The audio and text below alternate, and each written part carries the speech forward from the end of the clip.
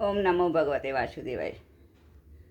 ફાગણ સુદ એકાદશી, આ મલકી એકાદશીની આપ સર્વને હાર્દિક શુભકામના. તો ફાગણ સુદ એકાદશી, આ મલકી એકાદશી છે ક્યારે?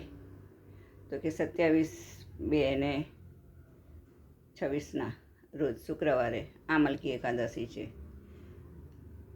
અને એનો ઉપવાસ આપણે 27 તારીખે કરવાનો અને પારણા એના 28 તારીખે કરવાના. તો કે એને આમલકી એકાદશી કેમ કહેવામાં આવે છે? તો એવું કહેવાય છે કે આ દિવસે આમળાના વૃક્ષની પૂજા કરવાની છે.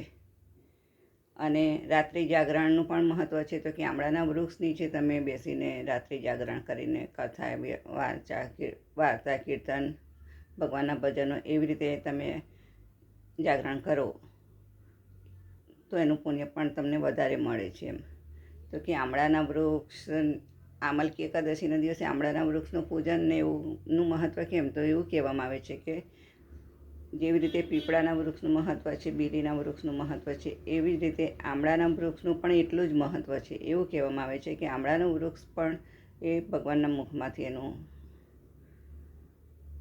પ્રગટ થયું હતું. અને જેવી રીતે એના મૂળમાં વિષ્ણુ છે, થડમાં બ્રહ્મા છે, અને એમાં પાનમાં શિવ છે, અને એની ડાળીએ એને એમ કહે છે કે સમસ્ત દેવતાગણનો વાસ છે.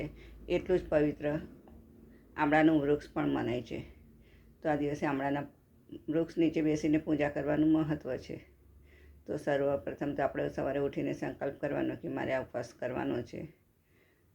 અને સાથે સાથે શુક્રવાર છે તો માતા લક્ષ્મીજીનો પણ વાર છે.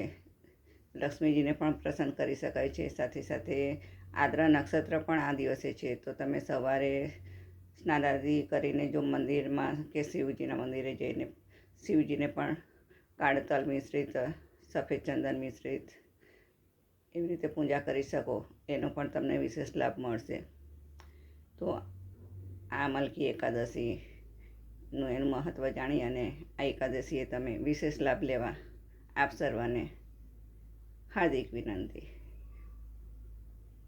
ઓમ નમો ભગવતે. સાથે સાથે આને રંગભરી એકાદશી પણ કહેવાય છે.